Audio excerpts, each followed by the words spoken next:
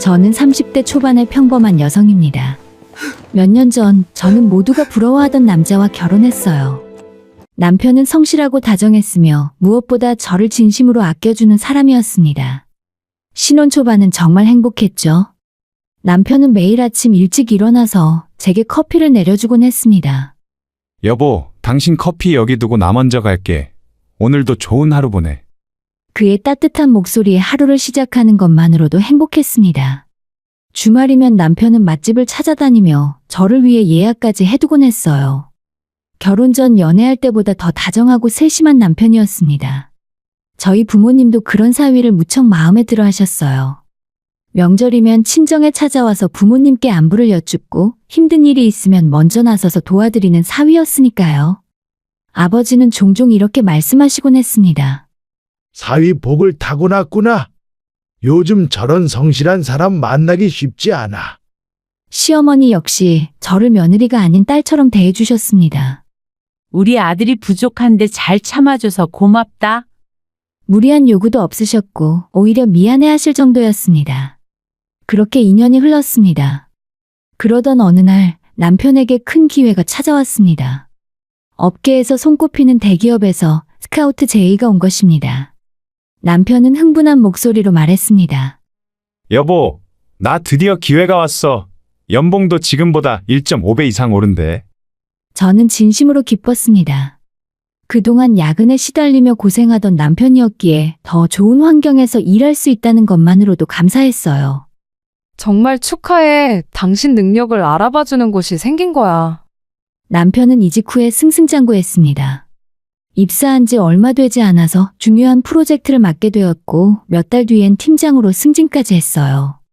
그의 커리어는 눈부셨고 옆에서 바라보는 저는 그저 뿌듯하고 자랑스러웠습니다. 하지만 그때부터 남편이 조금씩 달라지기 시작했어요. 처음엔 사소한 변화였습니다. 아침 커피를 내려주던 습관이 사라졌고 주말마다 함께 시간을 보내던 것도 점점 줄어들었어요. 대신 남편은 휴일마다 골프를 배우기 시작했습니다. 여보, 이제 회사에서 중요한 사람들이랑 골프 치러 가야 해. 이 바닥도 인맥 관리가 중요하거든. 처음엔 이해했습니다. 승진도 했고 더 큰 책임을 맡게 되었으니 당연히 바쁠 거라고 생각했으니까요. 하지만 시간이 지날수록 남편은 저와 대화하는 시간보다 골프채를 고르는데 더 많은 시간을 쏟았습니다. 예전에 없던 명품 소비도 시작되었어요. 고급 시계, 명품 지갑, 비싼 골프웨어까지. 남편의 옷장은 점점 화려해졌습니다. 그러면서도 제게 주는 생활비는 예전과 똑같이 100만 원 그대로였어요. 그의 태도는 점점 차갑고 무뚝뚝해졌습니다. 예전처럼 따뜻하게 안아주는 일도 제 하루를 물어보는 것도 사라졌어요. 대신 자신의 성공담과 회사 이야기만 늘어놓았습니다. 친구들과의 술자리에서도 남편은 달라졌어요. 한 친구가 우연히 저에게 이런 말을 전했습니다. 언니, 형부 요즘 완전 잘 나가나 봐요. 맨날 자기 회사 자랑하고 연봉 얼마 올랐다고 자랑하던데. 저는 그저 웃어넘겼지만 속으로는 당황스러웠습니다. 예전에 겸손하던 남편은 어디로 간 걸까요? 남편이 자랑스럽게 다니는 그 회사, 업계에서 손꼽히는 탄탄한 중견 기업. 사실 그곳은 제 아버지가 창립 멤버 중 하나였고 주요 주주이자 현재까지도 실질적인 영향력을 가진 기업이었습니다. 남편은 이 사실을 전혀 모르고 있었어요. 아니, 정확히 말하면 저희 부부 외에는 아무도 모르는 비밀이었습니다. 결혼 전 남편과 연애하던 시절로 돌아가 보자면 당시 남편은 중소기업에서 일했습니다. 능력은 있었지만 회사 규모가 작았고 야근과 주말 근무에 시달리며 자존감이 많이 낮아져 있었죠. 어느 날 데이트 중에 남편이 힘없이 말했습니다. 나 이렇게 계속 이 회사에 있어야 하나? 능력도 인정받지 못하고 연봉도 형편없고. 미안해. 너가 나 같은 남자랑 결혼하면 고생할 것 같아. 그때 저는 남편의 손을 꼭 잡으며 말했습니다. 그런 소리 하지 마. 당신은 충분히 능력 있는 사람이잖아. 언젠가 기회가 올 거야. 하지만 마음 한편으로는 남편이 안쓰러웠습니다. 이렇게 능력 있는 사람이 제대로 된 기회를 얻지 못하는 게 안타까웠어요. 결혼을 앞두고 저는 조심스럽게 아버지께 남편 이야기를 꺼냈습니다. 아빠, 저희 결혼하면 남편이 더 좋은 환경에서 일할 수 있으면 좋겠어요. 아버지는 웃으시며 물으셨습니다. 그래, 그 친구는 정확하게 어떤 일을 하는데? 저는 남편의 경력과 능력에 대해 자세히 설명드렸습니다. 아버지는 진지하게 들으시더니 고개를 끄덕이셨어요. 그럼 한번 이력서를 받아볼까? 우리 회사에서 마침 그 분야의 경력자를 찾고 있거든. 정말요? 하지만 아빠, 본인이 직접 지원해서 들어가야 자존심 상하지 않을 것 같아요. 아버지는 제 뜻을 바로 알아차리셨습니다. 알았어. 그럼 헤드헌팅 형식으로 제안하도록 하지. 절대 네가 부탁했다는 걸 모르게 할게. 그리고 이건 네 남편한테도 절대 말하면 안 된다. 남자는 자존심이라는 게 있으니까. 네, 아빠. 절대 말 안 할게요. 그렇게 몇 달 후 남편에게 그 회사에서 스카우트 제의가 들어왔습니다. 남편은 정말 기뻐했고 저 역시 진심으로 축하했어요. 물론 이 모든 게 아버지의 배려라는 사실은 철저히 숨긴 채로요. 남편은 입사 후 정말 열심히 일했습니다. 그건 사실이었어요. 실제 본인의 능력도 있었고 성과도 좋았습니다.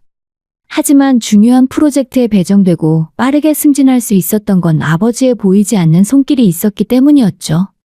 아버지는 가끔 저에게 전화하셔서 물으셨습니다. 사위는 요즘 회사 생활은 어떻대? 잘하고 있어요, 아빠. 승진도 했고요. 그래, 다행이다. 능력 있는 사람이 맞더라. 우리 회사에 도움이 많이 되고 있어. 아버지의 말씀은 거짓이 아니었습니다. 남편은 정말 능력이 있었고 회사에 기여하고 있었죠. 단지 그 기회를 얻은 시작점이 실력만은 아니었을 뿐이죠. 하지만 남편은 달랐습니다. 그는 모든 성공이 오직 자신의 능력 덕분이라고 믿었어요. 아니, 확신하는 것 같았죠. 술자리에서 동창들에게 자랑하는 남편의 목소리가 점점 커지는 것 같았어요. 야, 나 이번에 또 승진했어. 회사에서 나 없으면 안 돌아간다니까? 역시 다르긴 다르네. 능력자는 어디 가도 알아봐 주는 거야? 그럼 실력으로 여기까지 온 거지. 그런 남편의 모습을 전해 들을 때마다 저는 씁쓸했습니다. 동시에 아버지께 미안한 마음도 들었어요. 하지만 저는 이미 알고 있었습니다. 남편에게 뭐라 해봤자 소용없다는 것을요. 그는 이미 자신의 작은 성공에 도취되어 있었으니까요. 더 큰 문제는 남편이 저를 대하는 태도까지 변했다는 것입니다. 여보, 요즘 생활비가 부족해. 물가도 많이 올랐고. 100만 원이면 충분하잖아. 나는 회사에서 얼마나 스트레스 받는데 집에서까지 돈 타령이야? 하지만 당신은 골프 치고 명품 사는 데는 돈 많이 쓰잖아. 그건 내가 번 돈이니까. 나는 너를 먹여 살리는 사람이야. 그 정도 쓸 자격 있지 않아? 먹여 살린다. 그 말을 들었을 때 저는 정말 화가 났어요. 하지만 꾹 참았습니다. 남편은 몰랐어요. 자신이 앉아있는 그 자리가, 자신이 자랑하는 그 성공이 사실은 장인의 배려로 만들어진 것이라는 것을, 자신이 무시하는 처가가 자신의 인생을 바꿔준 은인이라는 것을요. 저는 매일 밤 이 비밀을 안고 잠들었습니다. 언제까지 참아야 할까? 언제까지 이런 오만한 남편을 지켜봐야 할까? 그 답은 곧 찾아올 예정이었습니다. 시간이 흐를수록 남편과의 관계는 점점 더 악화되었어요. 이제 남편은 더 이상 예전에 다정하고 배려심 깊던 그 사람이 아니었습니다. 남편의 주말은 항상 골프장에서 보냈고 금요일 저녁이면 골프 가방을 챙기며 말했습니다. 내일 새벽 일찍 골프 가야 해. 중요한 사람들이랑 약속 있어서. 이번 주만 해도 벌써 3번째잖아. 회사 생활이 원래 이런 거야. 인맥 관리 안 하면 도태되는 거라고. 그렇게 남편은 집을 나섰고 종종 외박까지 했습니다. 골프 치고 나서 회식한다며, 술 마셨다며, 심지어 한 번은 2박 3일 골프 여행을 다녀오기도 했어요. 저는 집에 혼자 남아서 텅 빈 거실을 바라보며 생각했습니다. 이게 정말 결혼 생활일까? 남편이 집에 있을 때도 상황은 크게 다르지 않았어요. 퇴근하면 소파에 앉아서 스마트폰만 들여다보거나 TV를 보며 혼자 웃었습니다. 제가 말을 걸어도 대답은 건성이었죠. 여보, 오늘 저녁 뭐 먹고 싶어? 아무거나 당신 알아서 해. 이번 주말에 우리 영화라도 볼까? 오랜만에 데이트하면 좋을 것 같아서. 주말에 골프 약속 있다고 했잖아. 혼자 친구들이나 만나던가 해. 부부 사이의 대화는 점점 줄어들었고 저는 점점 투명 인간이 되어가는 기분이었어요. 더 견디기 힘들었던 건 남편의 경제적인 태도였습니다. 저는 결혼 후에 남편과 상의해서 직장을 그만두고 살림에 전념하기로 했습니다. 남편도 당시에는 동의했었죠. 여보, 당신이 집안일 해주면 내가 더 일에 집중할 수 있을 것 같아. 어차피 아이도 낳으면 일 못할 텐데 지금 그만두는 게 어때? 내가 열심히 벌어올게. 하지만 지금의 남편은 그때의 약속을 완전히 잊은 듯 했습니다. 생활비는 여전히 월 100만 원이었습니다. 그 안에서 장보기와 공과금, 생활용품 모든 것을 해결해야 했어요. 물가는 계속 오르는데 생활비는 그대로였고 저는 점점 더 허리띠를 졸라매야 했습니다. 반면 남편의 개인 지출은 눈에 띄게 늘어났어요. 새로운 골프채 세트를 또 사면서 말했습니다. 이거 300만 원짜리야. 회사 사람들이 장비 좋은 거 써야 폼난다고 하더라고. 300만 원? 그 돈이면 우리 생활비 석 달치인데. 이건 내 돈으로 사는 거잖아. 내가 번 돈 내가 쓰는데 뭐가 문제야? 명품 시계, 명품 지갑과 고급 양복까지. 남편의 옷장은 점점 화려해졌지만 제 옷장은 몇 년 전 옷들 뿐이었죠. 어느 날 저는 용기를 내서 말했습니다. 내 코트가 너무 낡아서 겨울 코트 하나만 사도 될까? 남편은 귀찮다는 듯 대답했습니다. 인터넷이나 아울렛에서 싼 거 사. 굳이 비싼 거 살 필요 있어? 당신은 집에만 있는데. 그 말에 가슴이 무너지는 것 같았습니다. 본인은 300만 원짜리 골프채를 사면서 저에게는 싼 옷을 사라고 하더라고요. 더 충격적이었던 건 제 친구 결혼식에 갔을 때였습니다. 축의금을 20만 원 냈더니 남편이 화를 냈습니다. 20만 원씩이나 냈어? 5만 원이면 충분하지 않아? 친한 친구인데 그리고 당신 친구 결혼식 때는 30만 원씩 냈잖아. 그건 다르지. 내 친구들은 회사 사람들도 있고 나중에 도움받을 일도 있으니까. 당신 친구는 다들 그냥 주부들이잖아. 저는 말문이 막혔습니다. 이 사람이 정말 제가 사랑했던 그 남자가 맞나 싶었어요. 남편의 오만함은 제 가족에게까지 향했고 어느 추석 명절에 친정을 방문했을 때였습니다. 친정 어머니께서 정성스럽게 준비하신 음식을 먹으며 남편은 무례하게 말했어요. 장모님, 요즘은 다들 음식 주문해서 먹던데 이렇게까지 직접 하실 필요 있어요? 어머니는 대답 대신 당황하신 표정으로 웃으셨지만 저는 남편의 그 말투가 너무 불편했습니다. 아버지께서 남편에게 회사 생활에 대해 물으셨을 때도 마찬가지였습니다. 요즘 회사 일은 어떤가? 프로젝트 많이 바쁘지? 남편은 거만하게 대답했습니다.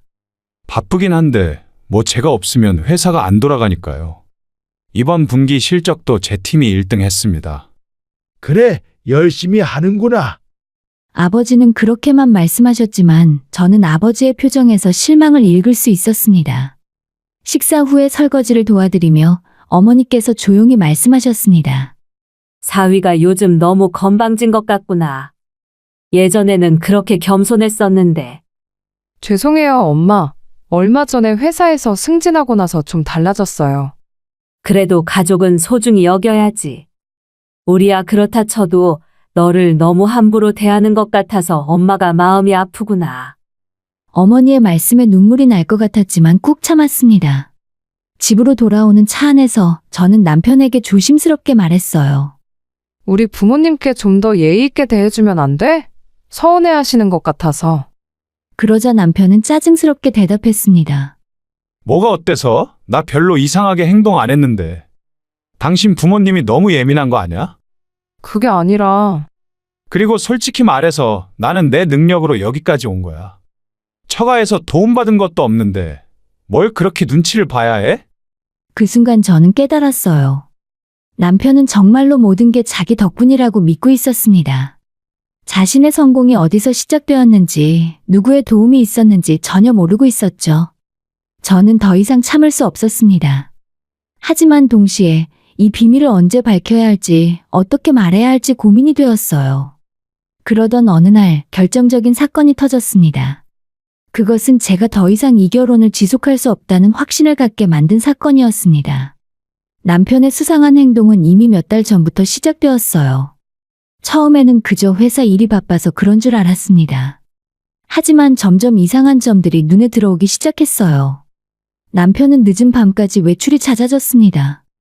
평일에도 회식이 있다며 새벽에 들어오는 날이 많았고, 주말에도 골프 아니면 동창 모임이나 회사 사람들과의 약속으로 거의 집에 없었어요. 어느 날 저녁, 남편이 샤워를 하고 있을 때 핸드폰에서 카톡 알림이 울렸습니다. 평소라면 그냥 지나쳤을 텐데 그날따라 제 눈길을 끈 건 발신자 이름이었습니다. 지연. 이름 뒤에 하트 이모티콘까지 붙어있는 여자 이름. 저는 심장이 쿵 내려앉는 것을 느꼈어요. 메시지 내용은 잠금 화면 때문에 보이지 않았지만 그 이름만으로도 충분히 의심이 들었습니다. 남편이 샤워를 마치고 나오자 저는 최대한 평온한 목소리로 물었어요. 지연이라는 사람은 누구야? 남편의 얼굴이 순간 굳어지는 게 보였어요. 하지만 곧 태연한 척하며 대답했습니다.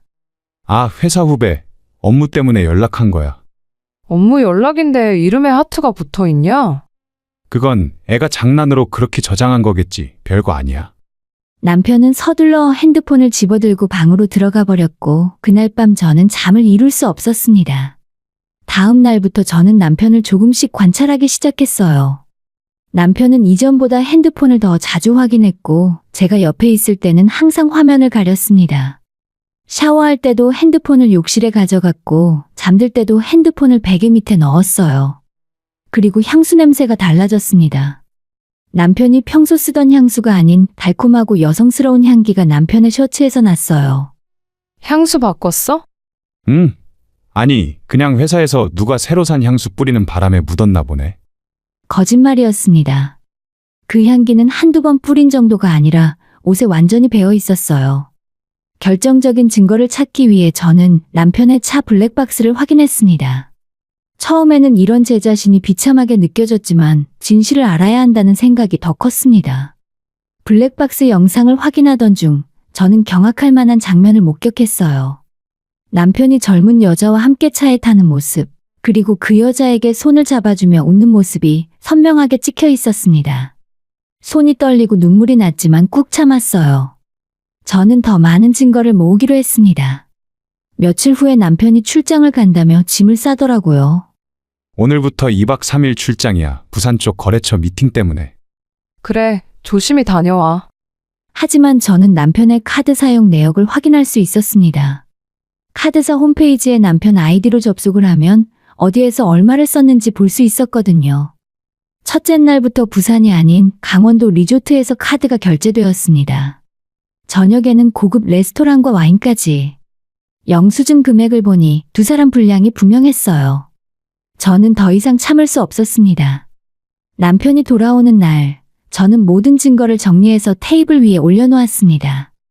블랙박스 영상을 캡처한 사진들, 카드 사용 내역까지요. 남편이 집에 들어서자 저는 차갑게 말했습니다. 앉아, 할 얘기가 있어. 무슨 일인데 그래? 나 피곤해. 부산 출장은 어땠어? 남편은 아무렇지 않게 대답했습니다. 괜찮았지. 미팅도 성공적으로 잘 끝났고. 정말? 그럼 이건 뭐야?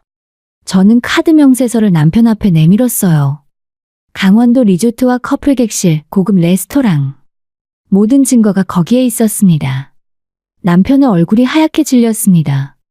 이것도 한번 설명해봐. 저는 블랙박스 사진들을 하나씩 보여줬습니다. 여자와 손을 잡은 사진, 차에서 웃고 있는 사진, 호텔에 함께 들어가는 사진. 남편은 빼도 박도 못할 증거에 한동안 말을 잇지 못하다가 결국 입을 열었습니다. 미안. 하지만 이건 네가 생각하는 그런 게 아니야. 그럼 뭔데? 설명해봐. 그냥 회사 후배랑 회식하다가 실수로. 실수? 2박 3일 커플 여행이 실수야? 남편은 더 이상 변명하지 못했습니다. 증거가 너무 명확했으니까요. 그런데 그 다음 남편의 말이 저를 완전히 분노하게 만들었습니다. 알았어. 인정할게. 근데 솔직히 말하면 나는 밖에서 힘들게 돈 버는 사람이야. 이 정도는 누릴 자격이 있다고 생각해. 뭐라고? 나는 매일 회사에서 스트레스 받으면서 일해. 그러니까 이 정도 스트레스 풀 권리는 있지 않아? 다른 남자들도 다 그래. 저는 믿을 수 없었습니다. 외도를 해놓고 오히려 당당하게 자격이 있다니요. 남편은 계속해서 말했습니다. 그리고 너는 집에서 편하게 지내잖아.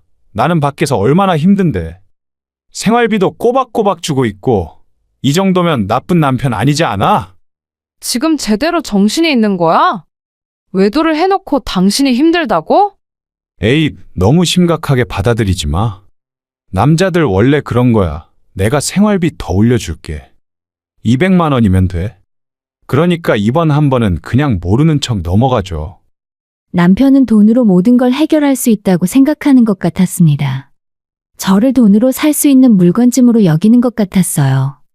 참고 살면 되잖아. 괜히 이혼하면 너만 손해야. 나는 능력이 있으니까 다시 시작할 수 있지만 너는 30대 중반에 경력도 없는데 혼자 어떻게 살려고? 그 말을 들었을 때 저는 완전히 마음을 정했습니다. 더 이상 이 사람과는 단 하루도 함께 할 수 없다고요. 저는 조용히 가방에서 명함 하나를 꺼냈습니다. 아버지의 명함이었어요. 사회이사로 표기된 특별한 명함이었습니다. 이게 뭔데? 남편이 명함을 받아들었고 그 내용을 읽는 순간 남편의 얼굴에서 모든 혈색이 사라졌습니다. 장인어른? 이게 무슨 일이야? 당신이 그렇게 자랑하는 그 회사의 주요 창립 멤버가 우리 아빠야. 남편의 손이 떨리기 시작했고 명함을 쥔 손에서 힘이 빠져 명함이 바닥에 떨어졌습니다. 이제 모든 걸 말해줄 때가 왔습니다. 그가 그토록 자랑스러워하던 성공의 진실을 말이죠. 남편은 바닥에 떨어진 명함을 멍하니 바라보고 있었습니다. 저는 소파에 앉아서 차분하게 설명하기 시작했어요. 우리 결혼하기 전 기억나? 당신이 중소기업에서 야근에 시달리며 인정도 못 받는다며 힘들어하던 시절 말이야. 그때 내가 아빠한테 당신 이야기를 했어. 뭐? 당신이 얼마나 열정과 능력이 있는 사람인지, 얼마나 열심히 일하는지.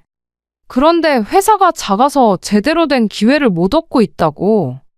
아빠가 그 얘기를 듣고 당신 이력서를 검토하셨고 헤드헌팅 형식으로 지금 회사에 제안을 하신 거야. 남편은 소파에 주저앉으며 고개를 저었습니다. 아니야, 그럴 리 없어. 내가 실력으로 들어간 거라고. 실력도 있었지. 그건 사실이야. 하지만 애초에 그 기회를 만들어준 건 우리 아빠였어. 입사 후에 중요한 프로젝트에 배정된 것도 빠르게 승진한 것도 다 아빠의 배려가 있었기 때문이라고. 저는 핸드폰을 꺼내서 아버지와 주고받은 옛날 메시지들을 보여줬어요. 남편의 입사 전후로 아버지께서 보내신 메시지들이었습니다. 사위 이력서 받았다. 정말 괜찮은 사람이네. 다음 주 월요일에 인사팀에서 연락할 거야. 사위 프로젝트 잘하고 있더라. 능력 있는 사람이야. 이번 승진 대상자 명단에 넣었어. 실력도 있으니 문제 없을 거야. 남편은 메시지를 읽으며 점점 더 창백해졌습니다. 왜 나한테 말 안 했어? 당신 자존심 상할까봐. 남자가 처가 덕에 성공했다는 소리 듣는 걸 싫어할 거라고 생각했거든. 그래서 아빠랑 나랑 비밀로 하기로 했지. 남편은 머리를 감싸 쥐었습니다. 그럼 나는 내가 이룬 게 다 거짓말이었다는 거야? 거짓말은 아니야. 당신은 정말 열심히 일했고 능력도 있었어. 실제로 회사에 기여한 것도 맞고, 단지 그 기회를 얻은 시작점에 아빠의 도움이 있었을 뿐이야. 저는 잠시 숨을 고르고 말을 이었습니다. 그런데 당신은 그 사실도 모른 채 모든 걸 당신 혼자 이뤘다고 착각했어. 그러면서 점점 오만해졌고 나를 무시하고 우리 부모님까지 무시했지. 남편은 아무 말도 하지 못했습니다. 당신이 명품 사고 골프 치고 잘난 척할 때도 나는 참았어. 지금은 바람이 들었어도 언젠가는 정신 차리겠지. 예전처럼 다정한 남편으로 돌아오겠지 믿었으니까. 미안해. 정말 미안해. 하지만 외도는 용서할 수 없어. 그것도 모자라서 당당하게 이 정도는 누릴 자격이 있다고 말하는 당신을 보면서 나는 완전히 마음을 접었거든. 남편은 갑자기 제 앞에 무릎을 꿇었습니다. 제발 한 번만 용서해줘. 내가 정말 잘못했어. 다시는 그런 일 없을 거야. 생활비도 올려줄게. 당신이 원한다면 명품도 사줄게, 제발. 이제 와서 그런 말 해봤자 소용없어. 당신이 진짜 잘못을 뉘우치는 게 아니라 그냥 회사에서 잘릴까봐 두려운 거잖아. 남편의 얼굴이 더욱 일그러졌습니다. 제 말이 전부 맞았으니까요. 나는 당신을 정말 사랑했어. 당신이 힘들 때 옆에서 응원했고 당신의 성공을 누구보다 기뻐했어. 하지만 당신은 그런 나를 먹여 살리고 있다며 무시했지. 저는 천천히 일어섰습니다. 이제 끝이야. 이혼할 테니까 당신도 알아서 해. 안 돼. 제발 다시 생각해봐. 남편이 제 다리를 붙잡았지만 저는 냉정하게 그의 손을 뿌리쳤어요. 나는 내일 아침에 친정으로 갈 거야. 그리고 아빠한테 모든 사실을 말씀드릴 거고, 그러면 나는 당신이 어떻게 되든 이제 내가 알 바 아니지. 다음 날 아침, 저는 짐을 싸서 친정으로 갔습니다. 아버지께 그동안 있었던 모든 일을 말씀드렸어요. 남편의 오만함, 저를 무시한 일들, 그리고 마지막으로 외도까지요. 그리고 제 말을 끝까지 듣고 계신 아버지는 분노하셨습니다. 그 녀석이 감히 내가 기회를 줬더니 그걸 가지고 우리 딸을 무시했단 말이냐? 아빠, 저 이제 이혼하고 싶어요. 당연히 해야지. 그리고 제대로 위자료 청구할 거야. 변호사는 내가 알아볼게. 며칠 후에 아버지는 회사에 한 통의 메시지를 보내셨어요. 앞으로 제 사위와 관련된 프로젝트에서 일절 제 영향력을 행사하지 않겠습니다. 순전히 본인 실력으로 평가받게 해주시기 바랍니다. 그 메시지의 의미를 회사는 정확히 이해했습니다. 남편은 곧바로 진행 중이던 주요 프로젝트에서 배제되었고 그가 팀장으로 있던 팀도 재편성되면서 실적이 나쁜 부서로 이동 발령이 났습니다. 남편은 발등에 불이 떨어졌는지 매일 전화를 걸어 용서를 빌었지만 저는 받지 않았어요. 문자로도 수십 통의 메시지를 보냈지만 읽지도 않았습니다. 한 달 후에 남편은 결국 스스로 사표를 내고 말았죠. 회사에서 본인의 입지가 완전히 사라졌고 동료들의 시선도 달라졌다고 했습니다. 사람들은 그가 왜 갑자기 몰락했는지 수군거렸고 결국 견디지 못한 거죠. 이혼 소송은 빠르게 진행되었습니다. 외도의 명백한 증거가 있었고 남편은 물론 상간녀에 대한 위자료 청구도 함께 진행되었어요. 법정에서 마주친 남편은 완전히 다른 사람처럼 보였습니다. 수척해진 얼굴, 구겨진 옷차림. 예전의 거만함은 온데간데 없이 사라지고 초라한 모습만 남아있었어요.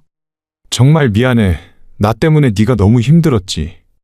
남편이 마지막으로 말을 걸어왔지만 저는 대답 없이 고개만 돌렸습니다. 더 이상 할 말이 없었으니까요. 판결은 제 쪽의 완승이었습니다. 위자료는 물론 재산 분할에서도 유리한 조건을 받아냈어요. 상간녀에게도 상당한 금액의 위자료가 청구되었습니다. 법정을 나서며 저는 처음으로 후련함을 느꼈어요. 그동안 짓눌려 있던 무게가 벗겨지는 기분이었습니다. 이제 제 인생을 되찾을 시간이었죠. 이혼이 확정된 후에 저는 한동안 멍하니 시간을 보냈습니다. 법적으로는 자유로워졌지만 마음 한편에는 여전히 무거운 감정들이 남아 있었거든요. 결혼 생활 내내 제 자신을 잃어가고 있었다는 사실을 이제야 깨달았어요. 남편의 눈치를 보고 생활비를 아끼느라 제 자신을 위한 소비는 하나도 하지 못했습니다. 친구들과의 만남도 줄었고 제가 좋아하던 취미 생활도 모두 포기했었죠. 시간이 어느 정도 지나고 저는 조금씩 일상을 되찾아가기 시작했습니다. 가장 먼저 한 일은 예전 직장 동료에게 연락하는 것이었습니다. 결혼하면서 그만뒀던 회사였는데 다행히 그때 팀장님이 아직 계셨어요. 전화를 걸었을 때 팀장님은 반갑게 맞아주셨습니다. 오랜만이네요. 그동안 어떻게 지내셨어요? 안녕하세요, 팀장님. 저 혹시 회사에 자리가 있을까요? 다시 일을 시작하고 싶어서요. 정말요? 마침 우리 팀에서 경력직 한 명 찾고 있었는데 완벽한 타이밍인데요? 며칠 후에 저는 면접을 받고 일주일 뒤 합격 통보를 받았습니다. 무려 5년 만에 다시 시작하는 직장 생활이었어요. 첫 출근 날 거울 앞에 선 저는 오랜만에 새로 맞춘 정장을 입었습니다. 거울 속의 제 모습이 낯설면서도 설레었어요. 회사 생활은 생각보다 빠르게 적응할 수 있었습니다. 5년의 공백이 있었지만 업무 감각은 금방 돌아왔고 동료들도 친절하게 도와주었어요. 일을 다시 시작하면서 경제적으로도 독립할 수 있었습니다. 몇 년 만에 월급을 받았을 때의 그 뿌듯함은 아직도 잊을 수 없어요. 일에 적응하면서 저는 조금씩 저 자신을 위한 시간도 가지기 시작했습니다. 그동안 포기했던 요가 수업도 다시 등록했고 친구들과의 만남도 늘려나갔죠.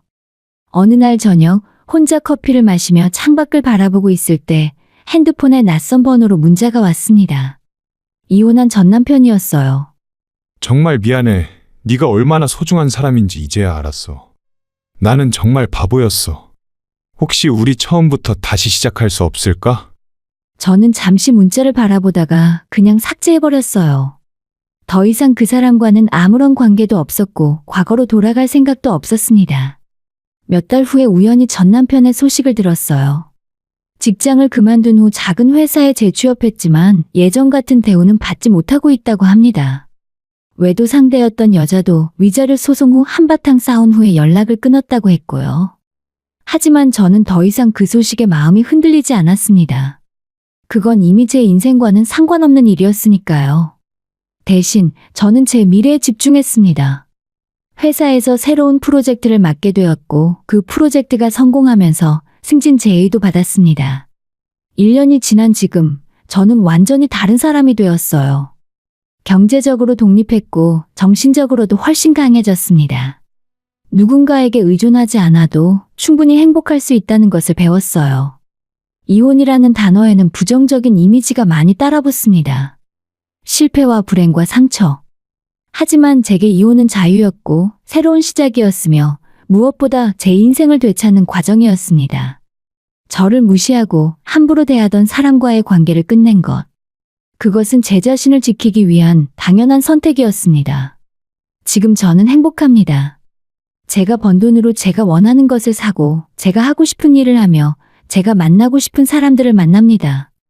누구의 눈치도 보지 않고 누구에게도 허락받지 않습니다. 이것이 진짜 제 인생입니다. 새로운 하루가, 새로운 인생이 저를 기다리고 있었어요. 이제 저는 압니다. 진짜 행복은 누군가와 함께 있어서가 아니라 나 자신을 사랑할 때 찾아온다는 것을요. 그리고 저는 이혼을 통해서 저 자신을 사랑하는 법을 배웠습니다.